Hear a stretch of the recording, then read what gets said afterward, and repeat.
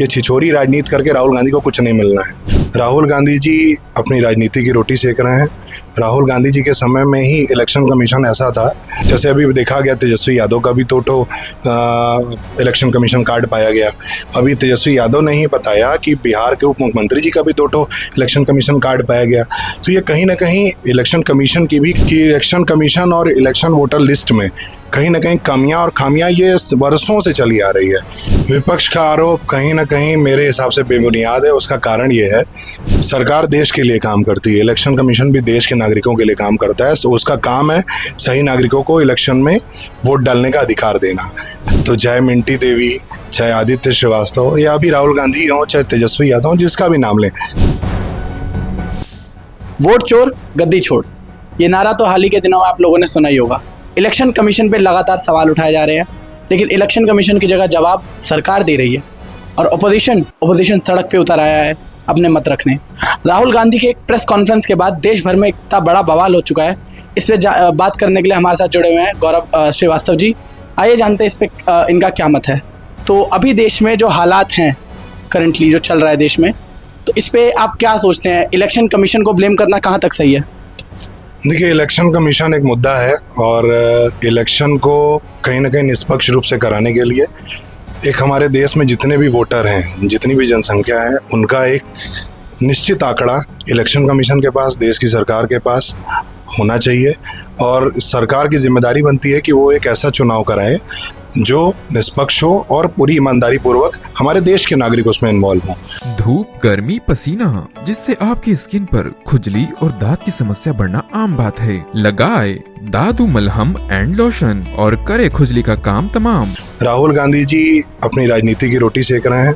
राहुल गांधी जी के समय में ही इलेक्शन कमीशन ऐसा था कि जिस समय इलेक्शन कमीशन के अधिकारी संसद तक पहुंचते थे और इलेक्शन कमीशन के जो भी वर्कर थे, क्योंकि इलेक्शन कमीशन कोई एक होल सोल पावर नहीं होती, वो हमारे आपके बीच में सरकार के कहीं कहीं काम करने वाले एम्प्लॉय ही कहीं ना कहीं इलेक्शन कमीशन के अंग होते हैं। तो उनकी काम करने की पारदर्शिता जो थी वो कहीं ना कहीं ऐसी थी कि इलेक्शन कमीशन और इलेक्शन वोटर लिस्ट में कहीं ना कहीं कमियां और खामियां ये वर्षों से चली आ रही है। इसलिए मेरा ये मुद्दा है कि इलेक्शन कमीशन को कहीं ना कहीं इस पर अच्छा काम करने की ज़रूरत है, जिससे एक निष्पक्ष चुनाव हो सके। इलेक्शन कमीशन पे एक बहुत बड़ा ब्लेम ये है कि उसके जो हेड है ज्ञानेश कुमार जी, वो चीफ जो होम मिनिस्टर हमारे अमित शाह, उनके साथ रह चुके हैं। तो इसीलिए वो एक तरफा हो रहे हैं, मतलब सरकार के साथ वो मिल के काम कर रहे हैं। ये विपक्ष का आरोप है, तो इस पर आपका क्या मत? विपक्ष का आरोप कहीं ना कहीं मेरे हिसाब से बेबुनियाद है। उसका कारण ये है कि जो विपक्ष स्वयं में आज का इलेक्शन लोगों को चाहे जैसा लग रहा हो, मगर आज के इलेक्शन कमीशन के जो अध्यक्ष, जिनका नाम आपने बताया ज्ञानेश कुमार जी, वो अमित शाह जी के साथ रहे हैं, इसकी मुझे जानकारी तो नहीं है। लेकिन यदि उनके साथ भी रहे हैं तो मुझे लगता है देश के निखार के लिए, देश के अच्छे विकास के लिए, देश के ईमानदार सरकार के लिए अमित शाह जी से अच्छा कोई गृह मंत्री नहीं मिलेगा। और अमित शाह जी से यदि वो जुड़े हैं तो वो निसंकोच देश के प्रति सोचने वाले और काम करने वाले व्यक्ति हों। नहीं, इलेक्शन कमीशन एक स्वतंत्र इकाई है, वो न सरकार से जुड़ी है न विपक्ष से। वो स्वतंत्र इकाई है और उसके बाद अपनी खुद की स्वतंत्रता है अपना काम करने की। लेकिन क्या सरकार से जुड़े रहना इलेक्शन कमीशन का, सरकार से जुड़े रहने का आरोप इलेक्शन कमीशन पर लगना, ये सही है? सरकार देश के लिए काम करती है, इलेक्शन कमीशन भी देश के नागरिकों के लिए काम करता है। तो उसका काम है सही नागरिकों को इलेक्शन में वोट डालने का अधिकार देना। और यदि ज्ञानेश कुमार जी सही नागरिकों को वोट डालने के अधिकार के लिए अगर वो SIR एक चला रहे हैं, जिसके कारण हमारे देश के जो भी नागरिक वोट करते हैं, जो सही नागरिक हैं, उनकी पड़ताल होनी चाहिए, पहली चीज़। दूसरी चीज़, इलेक्शन कमीशन की एक कमी रही है और नागरिकों की भी एक कमी रही है कि वो एक नहीं दो 3 जगहों पे कहीं ना कहीं वो अपने आप को रजिस्टर करा के रखें। यदि वो एक जगह रजिस्टर है और दूसरे जगह भी रजिस्टर है तो उनकी जिम्मेदारी बनती है कि उसको काटे। लेकिन ये इलेक्शन कमीशन का लूप होल है कि कोई अगर एक जगह रजिस्टर है तो उसका नाम ट्रांसफ़र करने के बजाय वो काटती है। ये बड़ी समस्या है और इसी समस्या पे इलेक्शन कमीशन को काम करने की ज़रूरत है, मुझे ऐसा लगता है। इलेक्शन कमीशन जो आप बता रहे हैं उसके अंदर एक बहुत बड़ा लूप होल है, जिसका फ़ायदा शायद राहुल गांधी ने उठाया और उसको जनता के आगे प्रेजेंट किया, जिसमें कई बार अभी हमने आदित्य श्रीवास्तव हो, चाहे मिंटी देवी नामक एक स्त्री हैं जिनका अभी हाल ही में बयान वायरल हो रहा है, वो अपने आप को सामने रखकर अपने आप को साबित कर रहे हैं कि हम लोग एक ही जगह वोट दे रहे हैं। लेकिन क्या इलेक्शन कमीशन जो SIR करा रहा है, इस तरीके के मुद्दे उठा रहा है, वो एक इंडिपेंडेंट होके कराने की जगह सरकार से मिल के करा रहा है, ऐसा देखने को मिल रहा है हमें। यदि सरकार से मिलकर करा रहा होता तो चाहे मिंटी देवी, चाहे आदित्य श्रीवास्तव या अभी राहुल गांधी हो, चाहे तेजस्वी यादव हो, जिसका भी नाम लें, जैसे अभी देखा गया तेजस्वी यादव का भी तो इलेक्शन कमीशन कार्ड पाया गया। अभी तेजस्वी यादव ने ही बताया कि बिहार के उप मुख्यमंत्री जी का भी तो इलेक्शन कमीशन कार्ड पाया गया। तो ये कहीं ना कहीं इलेक्शन कमीशन की भी कमियां हैं, जो उनके काम करने वाले कर्मचारी हैं उनकी कमियां हैं। इसका जाँच होना आवश्यक है, इसमें सुधार होना आवश्यक है।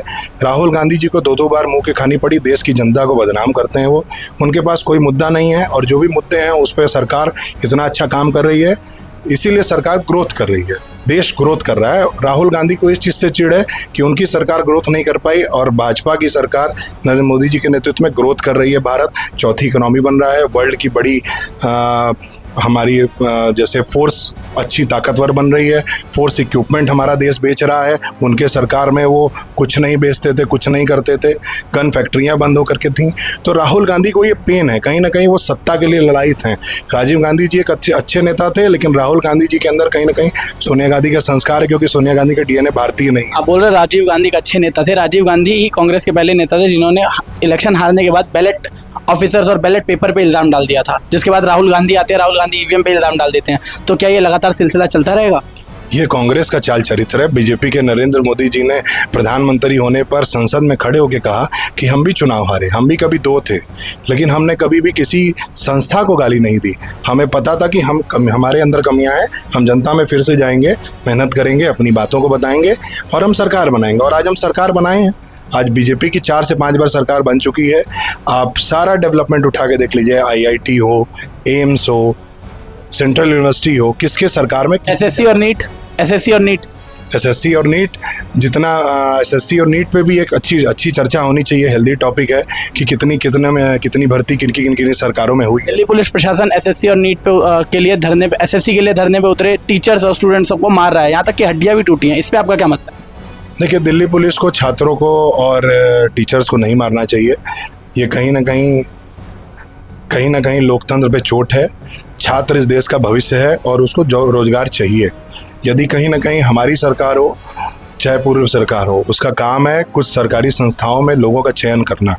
यदि अगर SSC में बच्चे जो शिक्षित होकर के अपना भविष्य के लिए तैयारी करके अगर वो इंटरेस्टेड हैं कि SSC पे हमारी भर्ती हो और हम देश के लिए काम करें, तो उनको मौका देना चाहिए।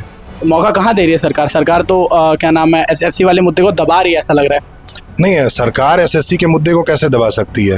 वो सरकार का SSC जो एग्जाम है वो सरकार के अधीन आता है, सेंटर के अधीन आता है, और सेंटर ने ही ऐसा कुछ किया। जैसे अब हमने सुना था कि एक स्टूडेंट था, उसका उत्तर प्रदेश का स्टूडेंट था, उसका सेंटर डाल दिया अंडमान निकोबार, और मतलब एग्जाम से कुछ ही दिनों पहले, चंद समय पहले ही आप डेट्स चेंज कर दे रहे हैं अचानक से। ऐसे जो ये छोटे छोटे फंबल्स कर रहे हैं ये SSC वाले, तो ये तो सरकार के अधीन आती है। सरकार इस पे काम क्यों नहीं कर रही है? निश्चित सरकार के अधीन आती है, जिसकी सूचना सरकार को पता लगी, और जो हमारे केंद्र के मिनिस्टर हैं उन्होंने संसद में खड़े होकर के इसका उत्तर दिया है, लोकसभा में बैठ के, राज्यसभा में बैठ के, कि इस पे जो गलतियां हैं उसको सुधार करना चाहिए, और वो कर रहे हैं, और छात्रों को दोबारा मौका देंगे इस पे। चलिए, आखिरी सवाल, अगर इलेक्शन कमीशन इतना ही सही है तो इलेक्शन कमीशन अपने आप को, राहुल गांधी जैसे बोल रहे हैं, अपने आप को प्रूफ क्यों नहीं कर देता?